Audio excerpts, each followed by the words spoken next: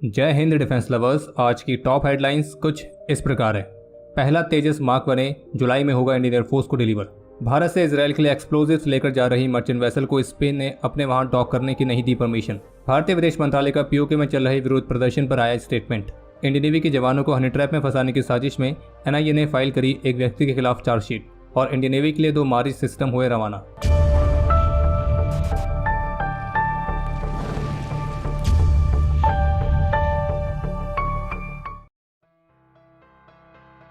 अगर आप defence squad के रेगुलर व्यूअर हैं तो आपको पता होगा कि पिछले डिफेंस अपडेट में हमने आपको द ट्रिब्यून की तरफ से जारी एक रिपोर्ट के बारे में बताया था, जिसमें कहा गया था कि भारतीय रक्षा मंत्रालय ने एचएएल को मार्च 2025 तक इंडियन एयरफोर्स के लिए 18 तेजस मार्क 1 फाइटर जेट्स की डिलीवरी वाली डेडलाइन को पूरा करने के लिए कहा है। तो अब तेजस मार्क 1 की डिलीवरी से जुड़ा एक नया अपडेट ये सामने आया है, जिसमें एएनआई की रिपोर्ट में डिफेंस ऑफिशियल्स के हवाले से बताया गया है कि जो पहला तेजस MK1 फाइटर है वो कुछ डिले के बाद अब इस वर्ष जुलाई के महीने में इंडियन एयरफोर्स को औपचारिक रूप से हैंडओवर किया जाएगा।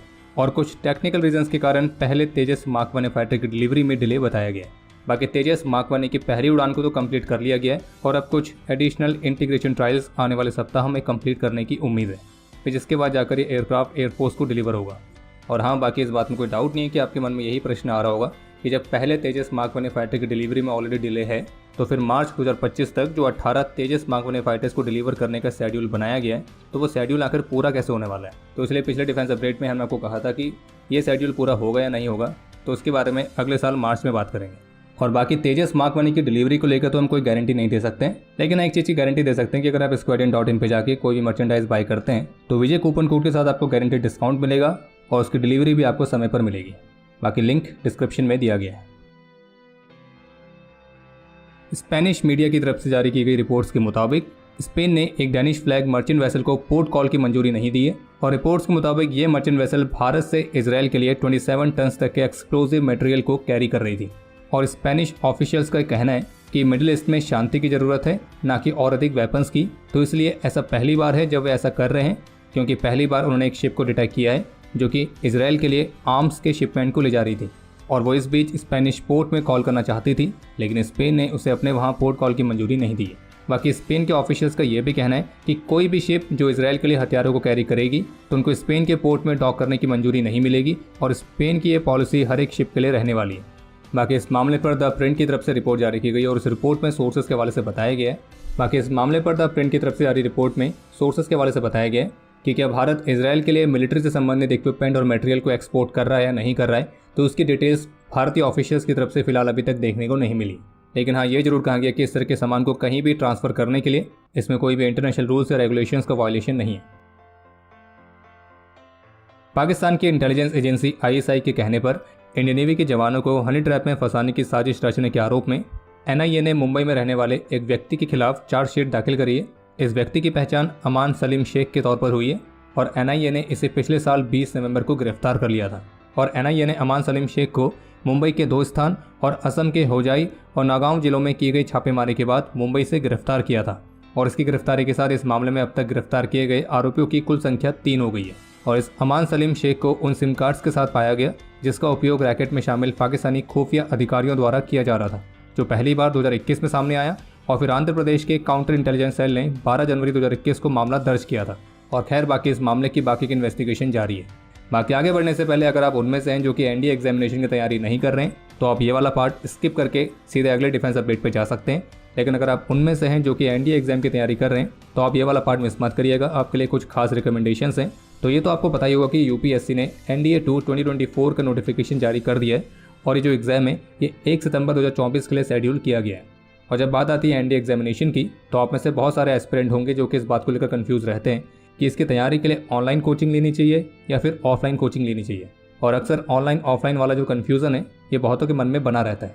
लेकिन क्या हो अगर आपको एक ऐसा प्लेटफॉर्म मिले जहाँ पे आपको ऑनलाइन और ऑफलाइन दोनों ही तरह के ऑप्शंस एक ही जगह पे मिल जाएं। तो ऐसा ही एक प्लेटफॉर्म हम आपको रिकमेंड करने वाले हैं जो कि है फ्यूचर फौजीज, जो कि आपके एनडीए के रिटन एग्जाम और फिर उसके बाद एसएसबी की तैयारी के लिए भी ऑनलाइन और ऑफलाइन दोनों ही तरह से अलग अलग फैसिलिटीज़ प्रोवाइड करते हैं। और अभी वर्तमान समय में इनका एक स्पेशल एनडीए स्कॉलरशिप प्रोग्राम भी चल रहा है जो कि खास तौर पर एनडीए एस्पिरेंट्स के लिए ही बनाया गया है। तो अगर आपको इस खास स्कॉलरशिप प्रोग्राम में दिलचस्पी है तो इस वीडियो के डिस्क्रिप्शन में हमने इनकी मोबाइल एप्लीकेशन और इनके ब्रोशर दोनों का लिंक दे रखा है। उस पर क्लिक करके आप इस प्रोग्राम के बारे में डिटेल में जानकारी प्राप्त कर सकते हैं। बस ध्यान रहे ये जो ऑफर है ये बहुत ही लिमिटेड टाइम के लिए, और इस स्कॉलरशिप प्रोग्राम के लिए कैसे अप्लाई करना है तो उसकी डिटेल भी आपको इस ब्रोशर में मिल जाएगी। बाकी इससे जुड़ी किसी भी तरह की डाउट, किसी भी तरह की क्वेरी के लिए आप इनके ब्रोशर में दिए गए मोबाइल नंबर्स पर कॉन्टैक्ट कर सकते हैं।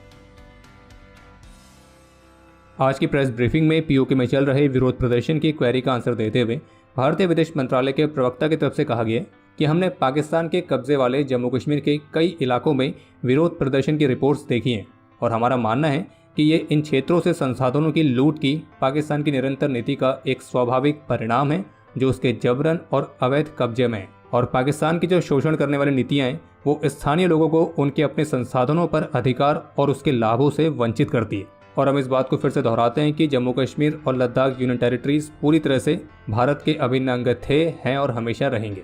यानी कि आसान शब्दों में कहने का मतलब यह है कि पाकिस्तान ने जो पीओके के रिसोर्सेज का लगातार एक्सप्लॉयटेशन किया है, वहाँ के लोगों को ही उनके रिसोर्सेज से वंचित रखा है, इलीगल तरीके से, जबरन तरीके से वहाँ पे कब्जा करके रखा हुआ है।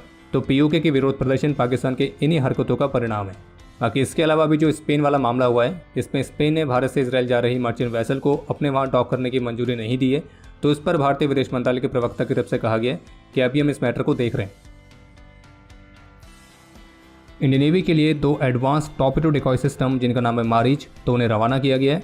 बाकी जानकारी के लिए आपको बता दें कि जो मारीच है तो वो इंडियन नेवी द्वारा इस्तेमाल किया जाने वाला एक स्वदेशी टॉर्पेडो डिटेक्शन और काउंटर मेजर सिस्टम है जो कि इनकमिंग टॉर्पेडो को डिटेक्ट और लोकेट करने के साथ साथ नेवी के प्लेटफॉर्म्स को दुश्मन के टॉर्पेडो के हमले से बचाने के लिए काउंटर मेजर्स अप्लाई भी करता है। और इसे कोची की NPOL यानी कि नेवल फिजिकल एंड ओशिनोग्राफिक लेबोरेटरी और विशाखापट्टनम की NSTL यानी कि naval science and technological laboratory ने संयुक्त रूप से मिलकर विकसित किया है। आसान शब्दों में कहें तो ये एक एंटी टॉर्पेडो सिस्टम है और इसे इंडियन नेवी की मौजूदा और भविष्य की भी सभी फ्रंटलाइन वॉरशिप्स में डिप्लॉय किया जाएगा। बाकी अब समय है आज के इतिहास का। आज के दिन 1999 में कारगिल में अपने अदम्य साहस और वीरता का परिचय देते हुए कैप्टन अमित भारद्वाज और हवलदार राजवीर सिंह वीरगति को प्राप्त हुए थे। और हमारे इन दोनों वीरों ने न केवल उन पाकिस्तानी घुसपैठियों में से कुछ को ढेर किया था, बल्कि इसके साथ साथ हमारे कम से कम 30 जवानों की जान भी बचाई थी। आज के दिन 2020 में डोडा में अपने अदम्य साहस और वीरता का परिचय देते हुए लांस नायक राज सिंह खटाना वीरगति को प्राप्त हुए थे। बाकी आपके लिए आज का प्रश्न यह है कि कारगिल युद्ध के समय इंडियन आर्म फोर्सेस के पास कौन से अटैक हेलीकॉप्टर्स थे। और अब समय है आज के टॉप 3 कमेंट्स का, जो ये रहे आपकी स्क्रीन पर।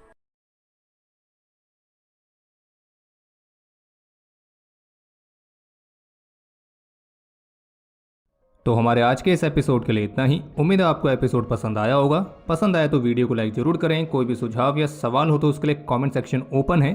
और अगर आपने अभी तक डिफेंस स्कॉट की सुपर ऐप को डाउनलोड नहीं किया है तो आज ही डाउनलोड करें और एक्सप्लोर करें डिफेंस की दुनिया को एक अलग तरह से। बाकी जल्द ही मिलेंगे नए एपिसोड के साथ। तब तक के लिए जय हिंद, जय भारत।